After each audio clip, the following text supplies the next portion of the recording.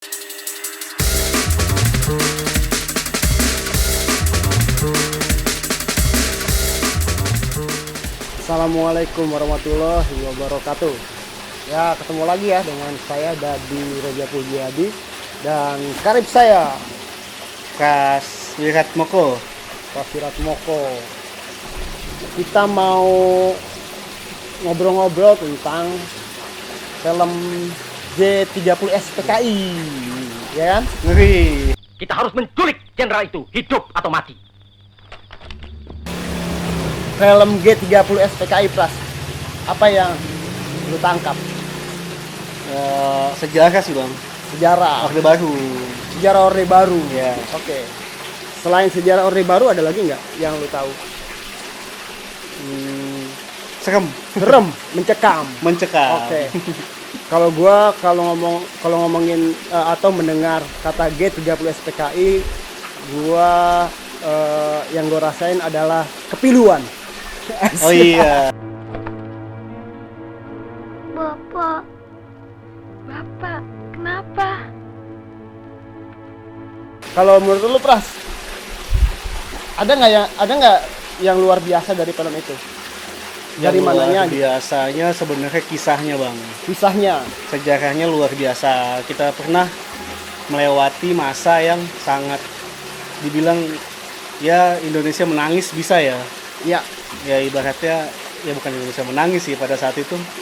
Ya pilunya dapet, rasa kehilangannya dapet. Bukan hanya kehilangan yang dirasakan sama keluarga korban, tapi seluruh masyarakat Indonesia pun kayaknya ikut kehilangan ya pahlawan revolusi ya pada saat itu ya. Dibuat pada tahun 80-an ya, 84 kalau nggak salah. Ya.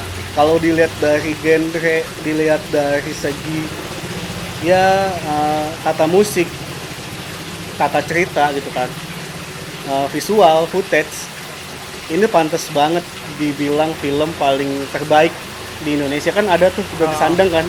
Oh, disandang ya? Film paling mahal katanya. Oke. Pada saat ya. itu. Film paling mahal kan belum tentu terbaik. Iya. Kan? Ya, terus Ya istilahnya mahalnya itu ya bisa dikatakan udah mahal dan bisa dibuktikan terbaik juga bang. oke. Ideal ya. Jadi mahal secara pembiayaan atau budget zaman itu, mahal kualitasnya film itu. Iya. Ya kan?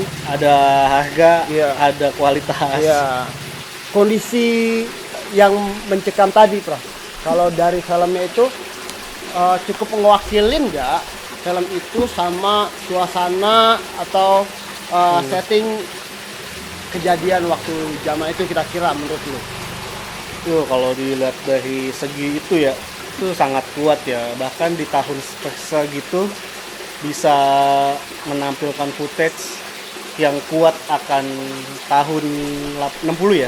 Tahun 65-an Dengan lah. pakaian-pakaian, dengan suasana, lingkungan luar ya, dengan kendaraan, dengan apa lagi ya, bahasa lah, intonasi lah. Ya menurut saya cukup berhasil lah. Menurut saya cukup berhasil untuk menggambarkan suasana pada tahun 60-an. Karena itu kan memang segi perkotaan ya. Iya. Dari segi perkotaan yang memang pada saat itu Jakarta itu kayaknya baru bisa dikatakan modern ya. Baru masuk ke dari era dulu gitu kan. Terus barulah masuk ke era modern gitu bang. Ya, film itu mampu merefleksikan suasana atau atmosfer di zaman itu ya, di zaman kejadian masa-masa mencekam itu ya. Yang paling kena sih mesin-mesin mobil ya. Oh, gitu kan. Jalan.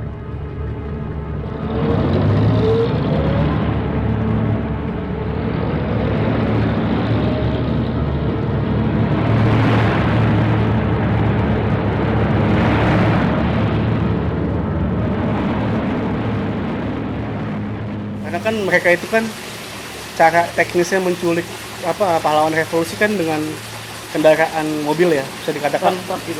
truk gitu kan. Nah, jadi itu meninggalkan dampak yang lumayan mengerikan sih. Pimpin oleh Peltu Bukijan. Ya. Pengkhianatan G30 SPKI ini dibuat oleh Arifin Senur, saudaranya ya. kita tahu bahwa beliau adalah, kalau menurut saya tuh maestronya kesenian Indonesia, salah satu maestro ya. Multi talent, menulis naskah drama ya, menulis naskah film ya, menyutradarai teater, menyutradarai film, menulis puisi dan segala macam. Dan semuanya sangat luar biasa gitu karya-karyanya itu. Kalau karya dramanya ada naskah Umang-Umang, ada Kapai-Kapai, ada Sumur Tanpa Dasar. Ya, film-film yang beliau buat yang sudah beberapa saya tonton ya cukup kuat ya Bang, kulturnya ya. Ya. Mengapa beliau bisa dibilang maestro? Kalau menurut saya sih seperti itu Bang. Dia kuat unsur di semua unsur dan simbol-simbol di film yang ia buat. Kalau saya lihat tuh lebih dekat sekali gitu loh sama orang-orang kecil, orang-orang terpinggirkan, orang-orang marginal. Jadi cerita-ceritanya Arifin Senior tuh ibarat speaker, ibarat suaranya mereka gitu. Kita tuh dikasih tahu bahwa mereka itu ada, mereka itu kita gitu. Itu sekilas tentang Arifin Senior sih, saudara film G30S TKI ini. Atau disebut sejarah Orde Baru ya? Nah, judul awalnya adalah Sejarah Orde Baru, bukannya film penglihatan G30S TKI. Tapi itu bukan pokok bahasan kita. Yang mau kita bahas tuh lagi-lagi adalah bagaimana film ini membawa kita ke bertamasya mata, tamasya mental. Monumen ini dipersembahkan bagi 7 pahlawan revolusi, korban kebiadaban gerakan 30 September PKI yang mencoba mengkhianati Pancasila yang sakti.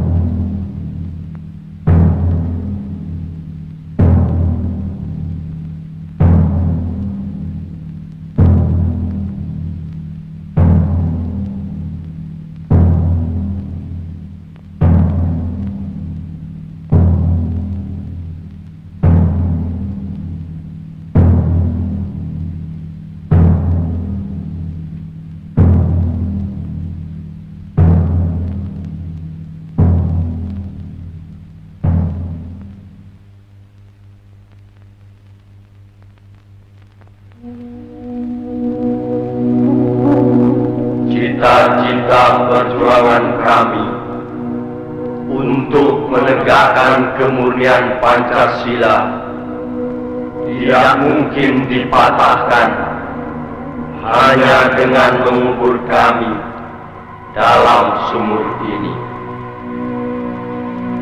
Lubang Buaya, 1 Oktober 1965.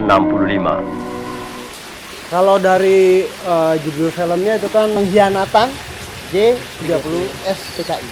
Pengkhianatan. Tanda kembali pengkhianatan ya. Iya. Nuansa pengkhianatan kok. Kalau lu bisa simpulkan atau lu tangkap atau lu rasain di adegan mana atau bunyi apa, suara apa yang ini apa, ada pengkhianatan di sini, ada pengkhianatan di sini gitu. Ya balik lagi pertama kali gue nonton sih, kalau ditanya segi pengkhianatannya ya antara anak buah ngebunuh atasannya. Oke, ya. Awal ya Bang ya, awal pengkhianatan karena kan gini ya, gampangnya yang ya. dibunuh itu kan jenderal perwira tinggi. Nah yang menculik, yang melakukan makar kan prajurit. Itu kan bisa dibilang pengkhianat Bang. Oke. Saya nggak paham tentang ini ya, cuma ini hanya sebatas pandangan masyarakat umum ya. Korps TNI ya, ibaratnya Tentara Nasional Indonesia kan harus patuh terhadap atasan kan. Oh iya. Lah tapi ini kenapa kok di film ini pandangan awal saya ya, kok prajurit masuk ke rumah perwira yang notabene adalah jenderal besar, udah nggak sopan, diculik, dibunuh lagi. Dari musik scoring. Musik mencekam sih. Mencekam kan? Iya, pilu lah, mencekam. Mencekam. Film ini Itu emang- berasa nggak pengkhianatannya? Kalau gue sih berasa banget. Iya. Karena kan didukung footage bang. Jadi Iya. kita, ya gimana ya? Kita satu-satu ini Nggak, gabung-gabungin aja deh. Nggak perlu pakai footage, itu luar biasa itu scoring. Oh iya. Mencekam tadi, horror tadi, menakutkan tadi itu muncul banget. Para pendengar sekalian di seluruh tanah air dari Sabang sampai Merauke. Sebagaimana telah diumumkan, maka pada tanggal 1 Oktober 1965 yang baru lalu, telah terjadi di Jakarta suatu peristiwa yang dilakukan oleh suatu golongan kontrarevolusioner yang menamakan dirinya Gerakan 30 September. Pada tanggal 1 Oktober 1965, mereka telah menculik beberapa perwira tinggi Angkatan Darat, ialah 1. Letnan Jenderal Ayani, 2. Mayor Jenderal Suprapto, 3. Mayor Jenderal S. Parman, 4. Mayor Jenderal Haryono MT, 5. Brigadir Jenderal D.I. Panjaitan, 6. Brigadir Jenderal Sutoyo Siswo Miharjo. Sebenarnya film ini menurut gue ini sangat bagus ya untuk penggambaran situasi sejarah pengkhianatan oleh sekumpulan kaum ya, golongan yang besar yang mungkin bahkan bisa lebih besar lagi dikenal masyarakat, itu partai gitu kan, yang terjadi di Indonesia. Oke, pengkhianatan ya. Siapa yang berkhianat kira-kira, Pak? Ya kalau di film ini jelas PKI. PKI berkhianat. Ya, Oke. yang dia ingin meruntuhkan ideologi Pancasila dengan cara politik. Ya, Mereka ingin mengganti ideologi Pancasila dengan ideologi komunis. gitu kan. Dengan isu Dewan Jenderal. Ya, Nah, dengan fitnah. isu-isu fitnah untuk para lawan-lawan politik mereka. Itu yang mereka pakai. Sebenarnya film ini bisa sangat dinikmati ya, karena kan bagi saya pribadi yang penggiat sejarah ya, ketika diceritain sejarah nih, Iya.